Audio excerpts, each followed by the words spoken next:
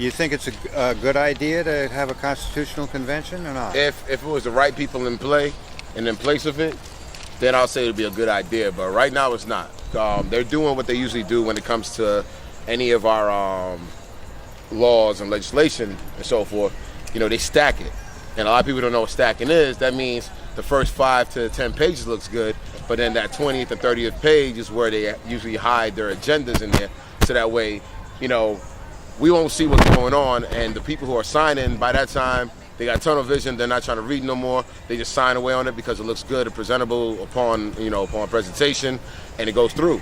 So a lot of things in there are very, very detrimental to basically our community. Matter of fact, to all communities at this point, but definitely very detrimental to our community, under everybody else. So if you look at the factor of the Constitutional Convention, it's going up for vote in November 7th. Now you figure, why all of a sudden is it going up for vote? Technically, why? So there has to be a reason. So I always tell everybody, what Trump tried to put on a federal level is what's now being placed on a local level. Because everything that's in this convention can be passed through everyday legislation. That's a very true fact right there. It can be passed through everyday legislation. So the fact of that it's not being done or being promoted to be done that way shows that there's an undermining agenda to this. So one of the things for the Constitutional Convention is that it puts, collective bargaining rights at risk. So for all union members, that's a problem. Pensions are at risk. Funding for public hospitals, funding for public parks, education. It'll definitely put in that voucher system that Betsy DeVos, who everybody knows her, who's a Trump, it definitely put her agenda with the voucher program and with the schools into place. And we already know how she does when it comes to education, because we've seen how we had to block off her original education plan. We see how she has basically devastated the education system in Michigan and so forth, to where the children are failing at an excruciating rate. The schools are shutting down because of her program and her family's program. It's a lot. It's a lot out there. This is why a lot of these politicians, as I call them, this is why a lot of them are out there supporting it, because along with this convention, it's only the most popular politicians that are up to be placed, for the board, placed for vote. So you figure, there's people like my opponent, Jumaane Williams, and so forth like this. Not only do you get placed for the board, but you only do 2 weeks worth of work, but you get paid a year's salary of an assemblyman. So you figure, if you're running for city council and you're about to go for city council speaker seat, which is an extra $15,000 on top of your already 6-figure salary, and then you got another $150,000 on top of that. What's the motivation here? It's called paid to play. So it's not like they gave you the money right away. It's a fact of like, hey, if you vote for this, there's a very good chance that this will happen for you right here. So it's like pay to play on layaway, And it's come to a point where we have to stop this pay to play epidemic that's going on in our politics. Because this is one of the reasons why we don't have affordable housing. Now when people say affordable housing, it's like a open cancer sore now and so forth, because that word means empty promises to the people. This is why we don't have police accountability, because you have a lobbyist and all these people out there that's paying people to only talk the talk and put protections instead of solutions. Now you figure, if there's 10 protections for one thing, why not just make a permanent solution so that way we don't need all these protections? So there are people who are arguing that this is an opportunity to elect new people like yourself to the convention to represent the unrepresented people. It's an opportunity, and that's why they're advocating for the convention. What do you have to say about that? Well, put it like this: people like myself are facing hard times just with local politics right now. There's groups out there not supporting us because they don't believe in the electoral process. When, how are we putting out demands but not putting people in place to actually answer our demands? But then not only that, but the system puts us into a category and which basically fades our name out, and then they put us up at the last moment. So people are like, oh, we didn't know this person existed in this race, but yeah, it's too late to hear the platform. It's too late to make a decision. So they'll always put their golden children, as I call them, out there, which like my opponent, Jumaane Williams, that's one of their golden childs. That's the black face of the Democratic Party. But the thing is that you can't expect us to be put in place for this convention if we don't even get the support when it comes to local politics. So, you got to think about it, because anybody who's privileged could say that all they want. That's them. They have the privilege to say that. But people who live in our community here, like Vanderveer, I'm not even going to call it Flappers Gardens, because I'm going to call it back what it used to be, Vanderveer. When look at the Junction, everything else like that. This is basically the people who we are. This is our community. This is who people like me represent, because this is where I come from. But you look at the fact of the parties are not going to allow that to happen. A lot of the lobbyists are definitely not going to allow that to happen. A lot of times the BOE itself, will make mishaps to not allow that to happen, as we've seen with a lot of the third-party candidates, even for this local race, for this season here. So it's a delusion. It's a delusion. Like I said, don't let the people out there give you a good talk about it and sway you that way and stuff like that. Don't let them put on a smile and give you empty promises, because it's the same way like you got, the rest of these, politicians on federal level who, talk a good talk for you just to get your black vote and, basically get your people of color vote and stuff like that. It's not worth it. Everything that's in this convention we can do on a local legislative level. City council is responsible for the legislation in this city. The fact that they've been here for 8 years and they haven't done a thing. Our community is still out here suffering. We have no money in our community. We are starving out here. Okay, businesses are shutting down. Mom and pop shops are shutting down by 1-2 folds, every week, every month. People are being evicted every day. Families being thrown in shelters every day. The homeless rate has skyrocketed, not only with families, but also with children. Especially with the LGBTQ community. But yet these are legislations that can be done on a local level. So you figure, why not fix it on a local level first before we even think about a convention? Especially since all these people who are promoting this convention are not even releasing to you every single line item that is in this convention and everything that is stacked up underneath that as well too. Because the same way, I could give you a nice peanut butter and jelly sandwich, but if I put shit underneath it, you're gonna still eat it because you don't know there's shit underneath it. So you might as well open up the sandwich and see it. And if I'm not willing to present that to you, then you should know that there's a problem for that. And that should be a red flag to the people because of their mind. Like the UFT and all the unions are putting out there, November 7th, vote no on the Constitutional Convention. Simple as that. Voting no is what's going to protect us out here. It says everything from the convention is going to cost hundreds of millions of dollars, money better spent on public schools and healthcare, which is very true. As we've seen, Senate has just basically put $700 billion to spend on the military, but yet for free schools that only cost about $47 billion, we could have had for our children, and everything else like that. But this shows you where the mindset is at. So we have to take a stance on things that counter the things that aren't working for us. You also got a convention will be controlled by Albany insiders who will cash in at your expense. I'm not in Albany. None of our representatives, none of the people that represent us truly are in Albany. So we're not an Albany insider. So it's not going to happen, people. Got over here, it could go on for years, which means that they'll drag it out, same way Trump's been dragging out his so-called repeal of Affordable Care Act, everything else like that, just causing us more stress, causing more PTSD to the people, basically, of America. And we don't need that, especially in our black and brown communities. We don't need that. Now, like I said, it endanger public employee pensions, drain money from public schools, especially for the vouchers, gut collective bargaining rights, erode environmental protections. Everything that Trump has been trying to do on the federal level is what they're trying to do with this constitutional convention. Because he knows that it won't pass because all of us are fighting it, especially the people like ACLU are fighting it on the federal level. But if he gives it to the people and the people voted in, guess what they'll say? Well, the people wanted it, so they can't complain about it now. And I'm pretty sure we're tired of that happening. Now here goes the dark money side of it. It's pushed by dark money. So it's backed by Trump strategist Steve Bannon. He's no longer in, but guess what? He still has a special interest in this. He's a lobbyist. He has connections with lobbyists.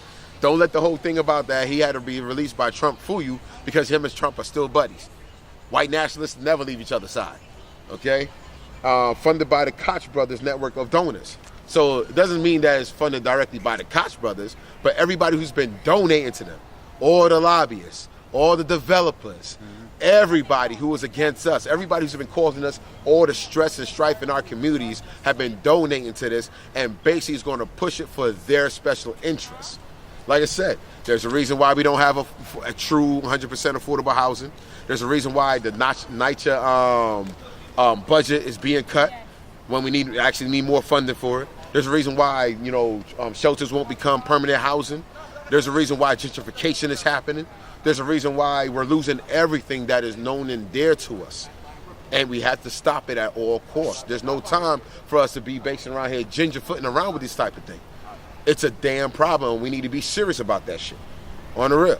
Like Jimmy McMillan said, and he gave me his blessings to use his quote, the rent is too damn high. But guess what? America is too damn foolish right now with the shit that they try to push and we're allowing to happen. So now we have, and I try to be cordial a lot of times when I speak about these things, but it's times where I definitely have to come out and have to come with harsh truth about things. Because that's the only way the people are going to understand. I have to talk to my people in the language that I'm used to and the language that we're used to.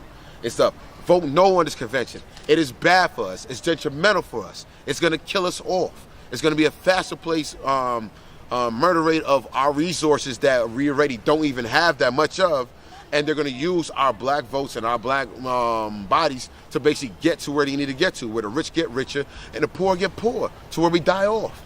We already seen what's going on out here. We see it every day we walk out of our doors. And those of y'all who think that the people who are telling y'all to vote yes, are having it good for y'all, I want you to walk outside and look to your left and your right, and I want you to tell me what good have they done for you in these past 8 years. That's good. Nothing.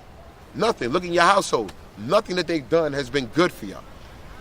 Okay, and it comes to that, which is why I'm definitely out here to talk about this whole affordable care thing, affordable housing, because it's still, everything is a revolving door. Everything connects with each other here.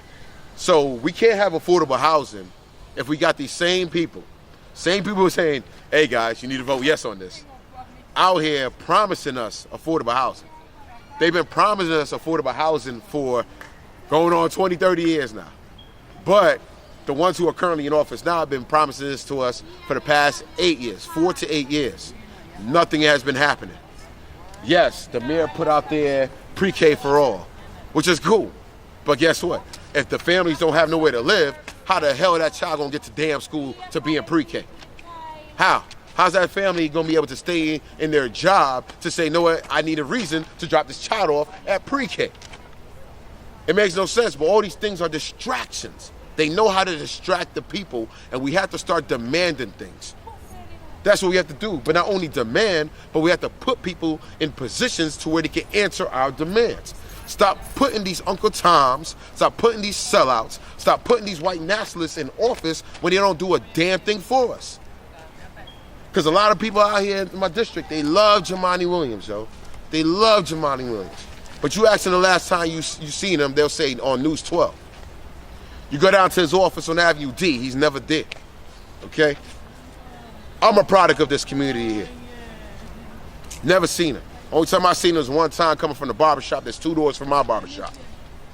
That's after he cut his dreads, which all y'all remember his promise when he first was coming in for election was, hey, I'll keep my dreads to basically show y'all that I'm in tune with my culture and with the people, and he cut it off. Guess what happened to Samson in the Bible? They cut off all his hair for what? For his weakness, for his vulnerability. They basically bought it out. So, which brings me to why we don't have affordable housing in our communities in District 45, which is Flatbush, East Flatbush, Midwood, and Flatlands. This right here is a list of every single lobbyist and developer that have been donating to Jumaane since 2014 till now for this election right here. Okay? So I'm gonna run down some names here, and a lot of the groups out there and a lot of the people out there remember these names because these are the same developers who have been tearing down the homes in our community, the same developers who have been running us out and causing the landlords to raise up their rent on the people to where it's unaffordable. Because there's really no affordable housing plan for the people because this is what happens. It's called pay to play. When a politician pays to play, they will not have the interest of the people at heart. They will not fight for what the people want. They'll fight for these people here who've been donating to them. So we're going to start off the list here. You have Millennium Development, which is responsible for a lot of developments in the East Flatbush area. So like that, in 2015 and in 2016, they donated to his campaign. Keller Williams Realty, in 2014, they donated to his campaign. You have realtor Ken Kier, who in 2016 donated to Jamani's campaign. You have developer Neil Cohen, in February 15, 2017, donated to Jamani's campaign.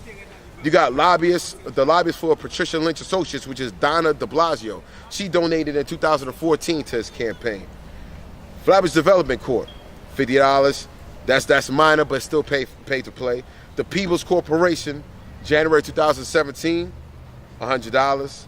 Let's Hire Construction, donated in February 2017. And get this about Let's Hire Construction. In 2014, Let's Hire cheated employees out of $5.1 million in back wages. Now, if you allow somebody that corrupt to donate to your campaign, not only is that pay to play, but that basically is conflation, and I could basically say that is standing hand in hand with them in their corruption, because you got to know who they are, why they're giving you this money. You got to know this. But this is what they done. They cheated their own employees out of $5.1 million in back wages. So imagine what they're pushing to be cheated to our community. All right? You got Mega Contracting. June 2016, they donated to Jamani Williams. Matter of fact, we got Mega Contracting again twice in 2016 because they're a developer. They donated to his campaign. The Pinnacle Group, and May 2016, donated again to his campaign. The Silverstein Properties Incorporated, another developer, okay, donated. Allmark Group LLC, which is a real estate developer, again in, November 2014, okay. Bluestone Group, the owner of that, donated in June 2015. Bolton St. John's, which is a lobbyist, in 2016, donated to the campaign. Let me tell you a little story about Bolton St. John. Bolton St. John's is a lobbying firm who influences legislation. Okay? This is what lobbyists do. They influence legislation. Okay? And this is why nothing ever happens for us, because people who are taking money from these people are basically being pushed and guided by them how to push certain legislations and what legislations to push out here. Okay? Push legislation, and they try to win the slush fund allocations. So that way these local funds that are coming in, that should be coming to our community, goes to them. On behalf of wealthy special interest clients like KFC and a lot of these Fortune 500 companies out there, okay? They worked with former New York City Council Speaker Christine Quinn, and we know how corrupt she was back in the day, back in 2012, to kill and then delay the living wage bill. So you figure why it's been taking so long to get $15 an hour to our workers out here, for the labor unions to say, you know what, this is happening and it needs to happen, so like that. This is why the labor unions have to fight so hard. This is why all these grassroots organizations have been fighting so hard, because lobbyists like this are donating to these city council members who've been here for 4 to 8 years, and basically what they've been doing is telling them what to do. So if you have a puppet that's being controlled by a puppet master, wherever that puppet master tells them to go or what to, how to move, that's how it's going to happen. So they're not held accountable by the people. So there's a problem there, okay? Then you got the Durst Corporation in December 2015 donated $1,000 to Jamani's campaign. Real Estate O'Connor, which is a real estate broker, in May 2017 donated to his campaign. Another People's Corporation, again a developer, in January 2017 donated again to Jamani's campaign. So it's basically like, hey, we need you to do this. Okay, hey, we're not playing. We really need you to do this here. So that's all it is. It's a confirmation or reconfirmation of his loyalty, which is to lobbyists and developers, okay? But yet he's out here yelling to y'all, we need affordable housing. But guess what? How about we actually do the things that give us affordable housing? How about we take preferential rent out of these leases so that way the landlords can stop lowering their rent to wherever they want to, and then blow it sky high at the end of your lease, so that way they buy you out. Basically, not even buy you out, they push you out of your home. How about we take preferential rent out, and we do rent rollbacks so that way the rent stay minimum cost. So that way the people out here can afford it. It's a simple solution. And then if we're going to do rent freezes, don't just do a rent freeze for 2 years. Do a permanent rent freeze on those who really need it. So I'll put it like this. If you make $70,000 and above, you deserve no rent freeze. You deserve to not be in any type of affordable housing unit at all because you can afford it. Because that's basically what New York City, basically what de Blasio and what the city council members are going off of. I don't know anybody out in my community that makes $70,000. I was in the Marine Corps, we didn't even make $70,000. I doubt we even tapped $30,000. You know? But this is what we have to look forward to. We have to look forward to these people keep on lying to us, giving us these empty promises and putting nothing but protections for us when it comes to housing, when all they have to do is just give us a perfect solution. But they will never give us a perfect solution as long as they're doing like my opponent's been doing, which is basically getting donations from these people who are lobbyists and developers who want their own special interests put out there. So he's not working for the people. Because I asked this question, I've asked it for a long time. What has he done for anybody out here? What has Jumaane Williams done for anybody out here? Not a thing. Not a thing. I had somebody tell me the other day, oh, well, he put up a farmer's market on the junction. That farmer's market's been there before he even got into office. All he did was have a banner up there with his face to take the credit.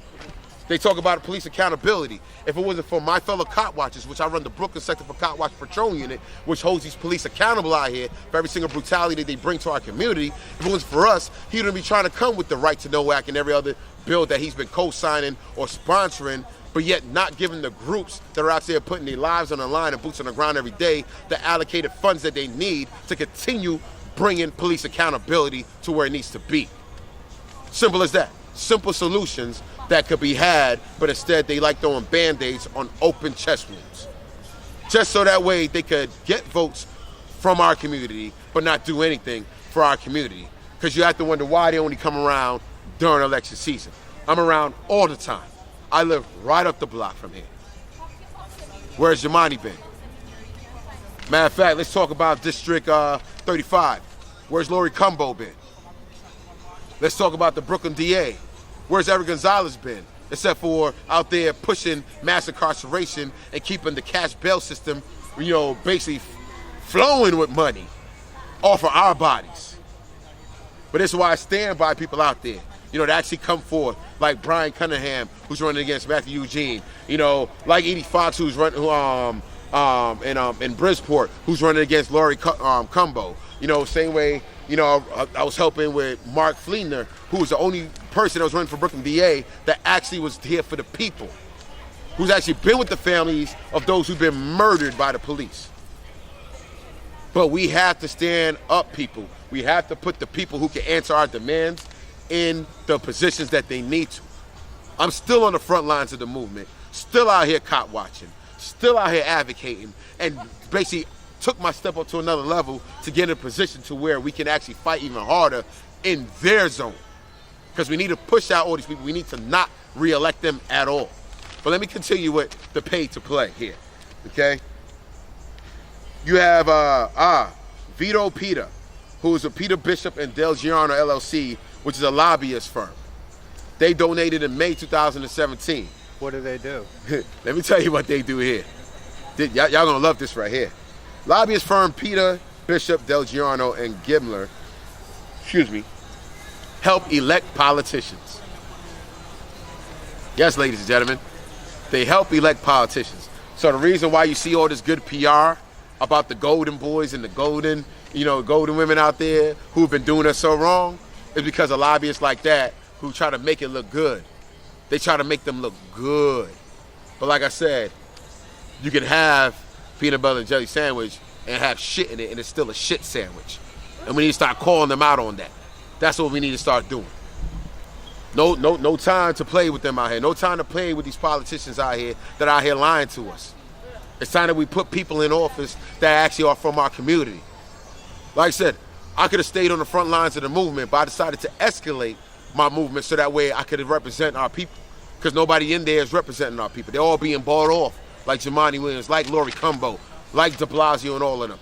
So it seems to me like you've got mostly real estate interests and developers. Oh yeah. On this list of contributors, do you also have interests that represent the mass incarceration industry supporting these candidates? This is what I got off of the first, I would say, 20 pages. There's 50 more pages to go. So there'll be more coming out.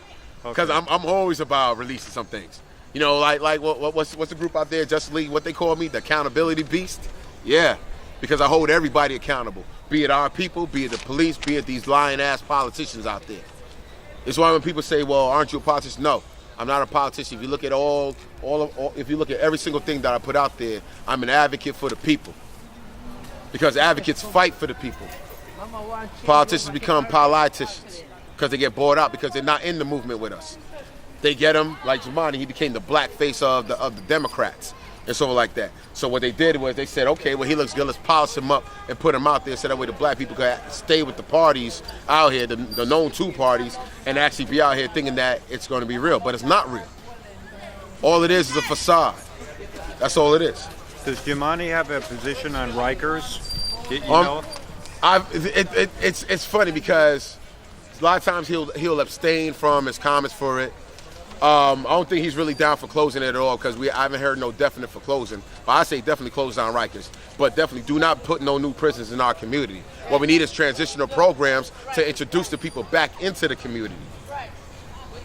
You know, as you hear, you know, that's what the community wants. So, it's what the community wants because at the end of the day, when we're out here fighting, he's not out here with us. Only time he comes around is when it's too late. We've been fighting against police. We've been fighting for police brutality for the longest time. But yet he's saying that he wants accountability. But yet he's in bed with the 67th precinct, the 66th precinct, and the 70th precinct. Matter of fact, there's a picture out there of him in bed with dancing around with the 63rd precinct. That's not even our district like that. You know, but yet this is what he's doing. But yet he wants the police accountability. But yet the person who supports him a lot from the precinct is in charge of the clergy council for 67th precinct. How can you step away from them? After he got his ass beat on the Parkway by the NYPD, all of a sudden, he's taking it easy on him. The police beat your ass in front of all your people. The people that you're fighting against, fighting for. When did that happen? That happened a few years ago. What was that, during his first term, right? Yeah, right there on Eastern Parkway during the Labor Day parade. Now, everybody watching to see me on Eastern Parkway, them cops there didn't come near me because they know I hold them accountable for everything they do. But they beat his ass. He sued the city. But there's a picture of him out there from when he still had his dreads, where he has, what I call it, Cracker Jack's box badge. So like that. Basically, it's like a get out of jail free type of thing. So like that. But at the same time, he's out here shaking their hands. You do not have a conversation with your oppressors. You do not bow to your oppressors. You do not kiss the ass of your oppressors. Because that's the things that are killing our people out here. Reason why Dwayne June is not here out here with us anymore. Reason why Chantel Davis is not here with us anymore. Nicholas Haywood, Akai Gurley, Eric Gardner, Kyle Livingston. Because when these people who say they represent us don't really represent us, and they rather have their special interests met by favors, this is what happens. The people face the repercussions of it because they don't want to have a hard time on them. Matter of fact, word is out there that he actually said, I'm still trying to find a video of this so I can release it. Word is from one of the families that while they were at City Hall, he actually told them, I can't have a position with y'all against the police because it doesn't look good for my campaign. I'm sorry. I'm gonna be very blunt with this shit. Fuck your campaign. Fuck your privilege. Fuck your special interests. Yes, ladies and gentlemen, I curse because I'm real. This is what you need. You need real in the city council. Somebody to hold them accountable. This is why we need him out of here. This is why we need him out of here. The same 67 precinct that murdered Dwayne June here. Same 67 precinct that murdered Chantel Davis. Same 67 precinct that murdered Kamani Gray. Same 7th precinct that has murdered countless black and brown people in our community and harasses and occupies our community. It's the same precinct that he's in bed with. Same precinct that gives him favors. Same precinct that has his back. Now, let's look at Charlottesville. The police institution that just allowed the neo-Nazis and the white nationalists to commit acts of violence against people of color. This is the same police institution that's here in New York City, which is why the NYPD is called the biggest gang in New York. But you don't have to take my word for it. Walk outside of your home and see how many of them are on your block or patrolling your block. And then I want you to go to a privileged community and see how many of them are actually out there. None of them. Why? Because they're here to keep us enslaved and to oppress us for the system. They're not here to protect and serve us. They're here to protect special interests. They're here to protect money, gentrifiers. Which is why every time a gentrifier calls on us out here enjoying what we do every damn day, which is enjoy our community, enjoy where we live, why they come to us, why in the Bronx they poured water on a grill for a block party. This is the things that happen out here. So when people are in bed with them, you have to ask them, which side are you on? And when you say that Jumaane Williams done good things, I want you to look at this example here. Now, he may talk a good talk on TV, and he may actually co-sign some laws into the city. But us as black and brown people who are marginalized by this racist system, how do those laws that benefit the city have positive impacts on us? In Manhattan, where it's predominantly gentrifiers and rich people and so forth like that, and it's becoming even more gentrified because they basically push everybody out of Harlem and they're pushing more and more black and brown people out of the community out there. But if you urinate in public or drink in public, you get a ticket. But in Brooklyn, which is predominantly black, you do any of these things, you're locked up. Or what happens is, like when 2 days after Eric Gonzalez got reelected back for Brooklyn District DA, you have ICE agents in plain clothes arresting people for no crimes that they've been convicted of, just to deport them. But yet, we didn't hear none of the current city council members say anything about that, though. We don't hear them talking about how bad things are getting out here. No, they give you Band-Aid solutions. Not Band-Aid fixes, but no solutions. And it has to stop. It has to stop.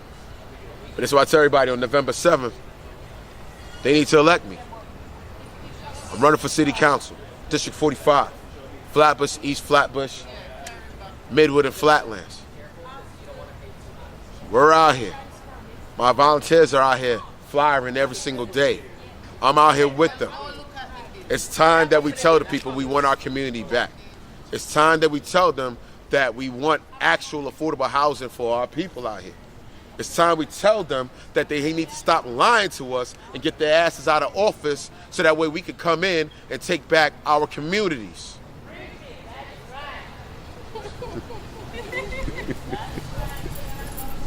But as you hear it for the community themselves. This is what we need. This is what we need. And I'm a father. I'm a veteran. I'm disabled. I fight for every single thing that means everything to us. I fight for the union members. I fight for all the undocumented people and the documented people. I fight for all of our people in our communities every single day. And this is what we need in city council. So if you do your homework, that's what you got to do. Stop watching them on News 12 and on NY1 and everything else like that, giving you these prep speeches. Let us speak from the heart. You can tell what the truth is. We know liars. There's scammers all around us. Shoot, they're scammers. but we have to hold them accountable. So I say, do not re-elect any of these people who have been in office for the past 4 to 8 years. Do not re-elect them at all. They need to get out now. Elect the people that have been in your community. Elect the people that's out here. Because just showing up around election day, just showing up when there's a tragedy, doesn't mean they're here for us. Just because they put out newsletters saying that they donated millions to organizations does not mean they're there for us. Because as you can see, there's no millions out here in our community. We're losing everything. Our children are losing their education funds. Our parks are not funded like they used to be funded. Okay? There's no jobs for our youth. Just because they tell you there's 75,000 youth jobs up from the 50,000 that was from last year, that doesn't mean anything. That's 75,000 in 5 damn boroughs. Where's the youth jobs? Where's the 75? Give me 75,000 in each borough. Give me that. And you can't say it's because there's no funding, because for our youth to get jobs, that means that we have to talk to the business owners. So why don't we talk to the barbershops and tell them to hire the youth to sweep up here? That teaches them responsibility. That teaches them money finance and money handling. Why don't we talk to the salons and tell them to do an internship program to teach, the young women out here to do here, even the young men to do here. Simple solutions. But yet, they always want to give us fixes, but no solutions. I said, let's take off the Band-Aids. Let's get out the stitch kit. Let's stitch up that wound and make it heal properly. Because we're hurting out here, people. We're hurting out here. And we have to stop hurting. But not only are they lying to us, and we have to hold them accountable for that, but we have to come out and vote. And the primary 2017 was the lowest voter turnout ever in this city. And a lot of people who should not have been in are back in. You want to hold them accountable? Elect me, Anthony Beckford. You want to make sure that they get out of office? Elect me, Anthony Beckford. You want to stop this police brutality and the police violence in our communities? Elect me, Anthony Beckford. You want to actually have it to where we do rent rollbacks and to where these landlords are out here harassing the tenants and out here poisoning the tenants and out here neglecting the tenants, get held accountable? Elect me, Anthony Beckford. I'll make sure every single slum lord out there is basically put in prison for every single act that they put against that harms our community. Okay? All these people out here who are trying to harass these tenants just so that way they can leave and put in gentrifiers and take our neighborhoods away from us, I'll hold them accountable. You want rent rollbacks? I'll push for rent rollbacks. You want actual affordable housing, not that crap 421A that de Blasio and his council member cronies, have been pushing? Let's get rid of 421A to where these developers who are out here pushing us out of our community no longer get tax exemptions. Tax the hell out their asses. Because they're pushing us out of our community, so we might as well get some reparations for that shit. This is what happens to happen. This is our reparations. Let me come in and give our people reparations. Let me come in and protect our immigrant community. Instead of having the TPS, which is temporary, let's make immigration protections permanent. Let's get every single city, starting off with our city, to pay for every DACA renewal from this day forth. That's what I want for our people. That's what I want. Because I am a child of immigrants from Jamaica. My family is Jamaican, Cuban, Taino Indian. A lot of my volunteers, a lot of my supporters, we're all immigrants. Matter of fact, you can say everybody, even the white nationalists out there are immigrants, which makes them stupid for their ideology. Because you can't ban people from stolen land. So if you're going to try to get rid of people, why don't we get rid of all the racists first? Then leave it for us people out here to be in peace. The way this land used to be in peace before they came and stole it from us via rape and genocide. Okay, it's that simple. It's that simple. Like I said, vote for Anthony Beckford November 7th. Go to your poll areas. If you cannot find your poll areas, I will tell you where your poll areas are. District 45, even if you don't live in District 45 and you're viewing this and you're seeing this, I want you to actually go out to your peoples and let them know that somebody's actually out here fighting for truth, fighting for our people. Malcolm X said it himself.